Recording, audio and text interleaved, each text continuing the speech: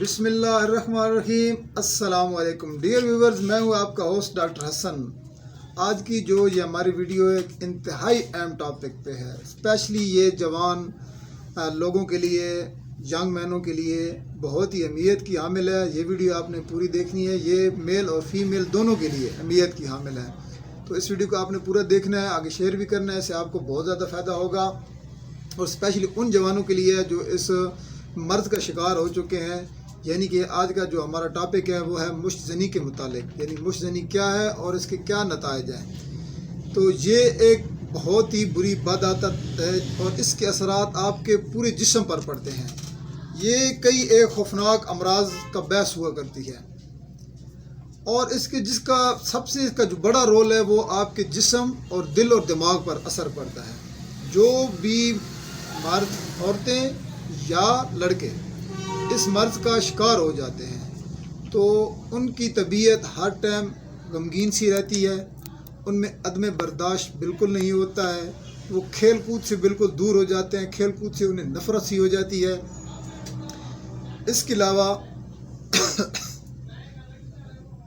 ان کے چہرے کا نور بالکل ختم ہو جاتا ہے، ان کے چہرے پر پھنسیاں نکلنا شروع ہو جاتی ہیں، اور وہ ہر ٹائم کسی ایک خیال میں مستغرق رہتے ہیں، جیسے انہیں باقی دنیا سے بالکل لا تعلق سے ہو جاتے ہیں۔ ان کی طبیعت میں چڑچڑاپن اور سرکشی بہت زیادہ ہو جاتی ہے،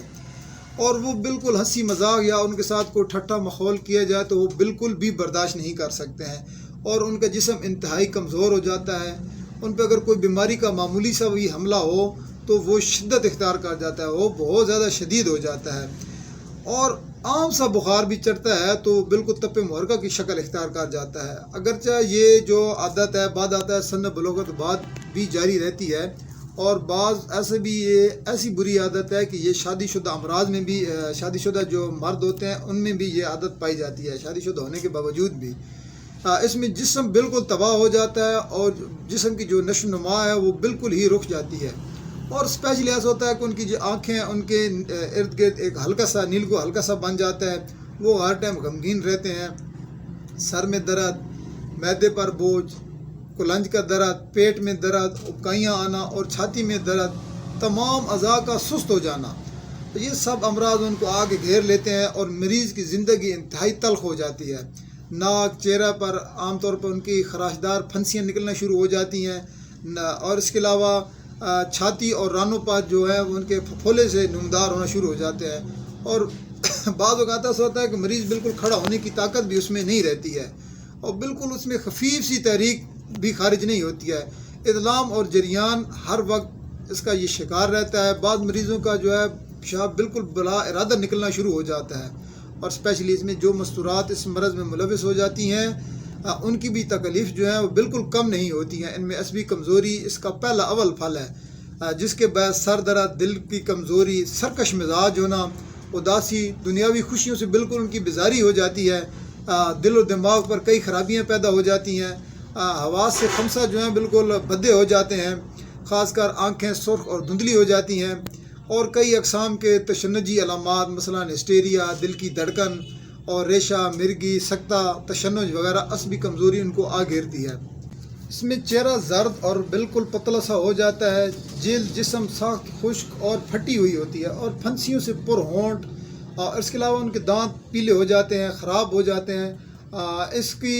جو اینڈ پہ لگتا ہے ان کا رحم سخت ہو جاتا ہے، اس میں ایک سرطان کا پھوڑا سا بن جاتا ہے جو انتہائی تکلیف کا باعث بنتا ہے۔ اس کے اسباب مرض کچھ اس طرح سے ہیں کہ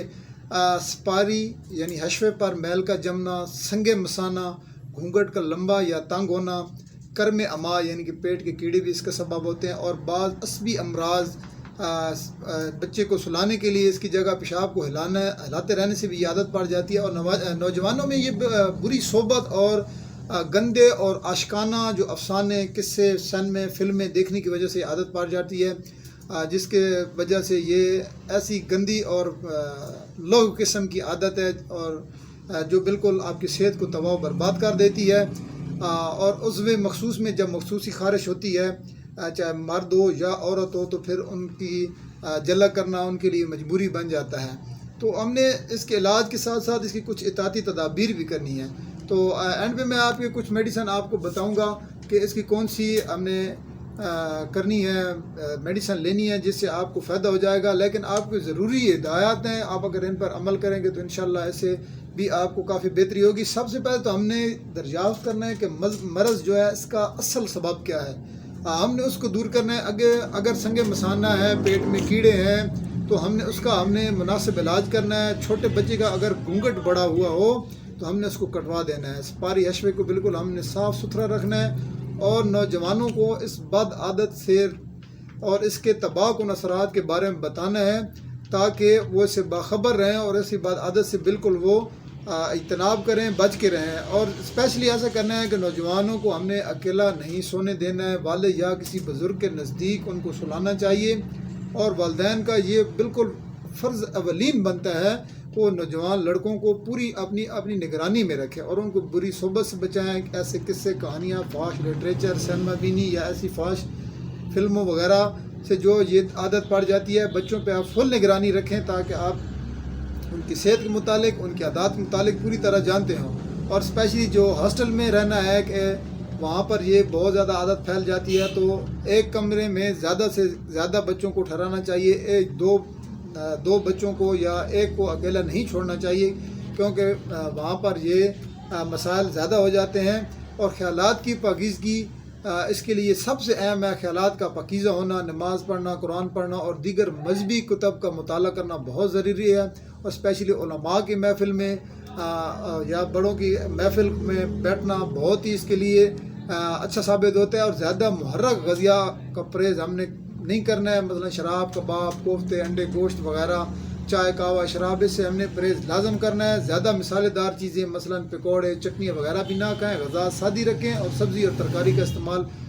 زیادہ سے زیادہ کریں، ہاضمے کو درست رکھیں اور قبض نہ ہونے دیں۔ روزانہ سرد پانی سے غسل کرنا اس کے لیے بہت ہی مفید ثابت ہوتا ہے۔ اس کے علاوہ سیر کرنا یا ورزش کرنا بہت ہی زبردست ہے۔ اب آتے ہیں کچھ میڈیسن کی طرف جن کے استعمال سے اس عادت سے ہم چھٹکارا حاصل کر سکتے ہیں۔